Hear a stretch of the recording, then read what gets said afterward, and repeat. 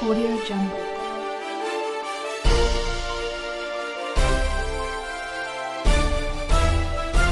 Audio Jungle।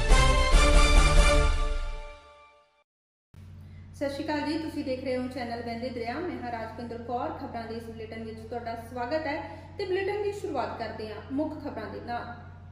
अमरीका की पुलाड़ agency NASA अनुसार 7 मई को चंद्रमा आकाश चों दिसेगा आम नालों वड्डा ते वध चमकीला। दुबई के शारजा शहर चों बहु मंजिली इमारत नूं लगी भयानक अग, जानी नुकसान तो होया बचाव। इटली के विग्यानियों ने की कोरोना की वैक्सीन बनाने का दावा। दुबई ने भारत नूं भेजियां मैडिकल किटां, पहला देश जिसने नहीं वसूली कोई कीमत। कोरोना मुड़िया खात्मे वाल, विज्ञानकां नूं जाती आस, सार्स दे खात्मे वर्गे लक्षण मिले। मुंबई चों मुसलमान मुंडियां हथों सिख नौजवान सख्त जख्मी, दुकान लाउण पिछे होया झगड़ा। ते हुण खबरां विस्तार नाल।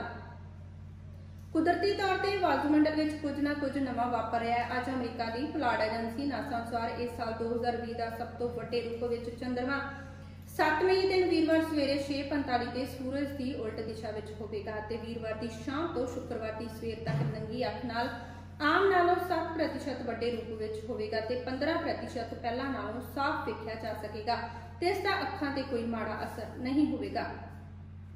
दुबई के शारजा शहर में एक बहु मंजिली इमारत नूं बीती शाम भयानक अग लग गई। यह हादसा अल नैदा इलाके में वापरिया।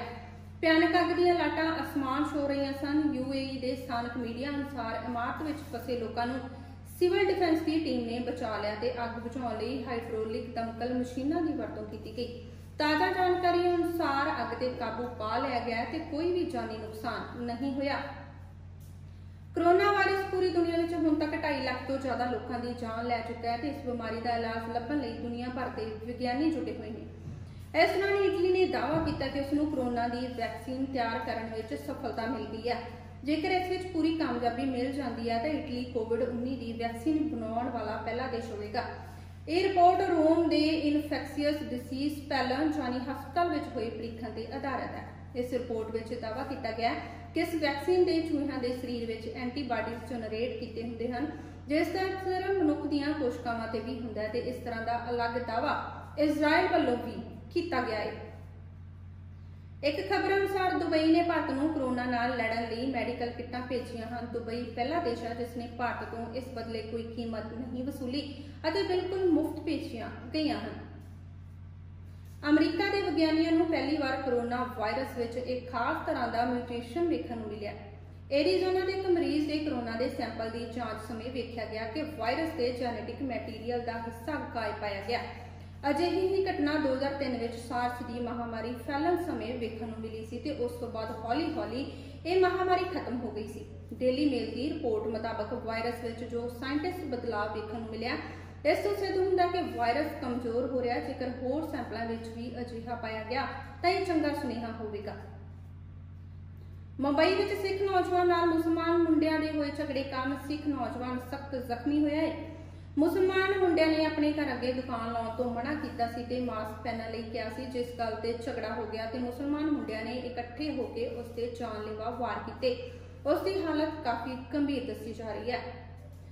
कोरोना महामारी के चलदे श्री संदीप गोयल SSP बरनाला वालों जिले के सारे थानियां नूं hands free hand wash system मुहैया करवाया गया है तां जो कोरोना विरुद्ध जंग लड़न लई पुलिस मुलाजमां नूं अपने हत्थां की सफाई रखने में मदद मिल सके। इसी तरह जिला फरीदकोट में प्रशासन वालों कोविड-19 तो बचाव लई 160 आशा वर्करां लई सेफ्टी किटां तकसीम कीतियां गईयां ने। Corona report. भारत में कोरोना प्रभावित मरीजों की गिनती 50,000 तक पहुंच चुकी है। पिछले 24 घंटों में 2958 नवे केस आए हैं तो 126 मौतां हुई ने। तो इस नाल ही खबरों का यह बुलेटिन खत्म होता है। होर ताज़ा तरीन खबरां देखने तुसीं देखते रहो चैनल वहंदे दरिया।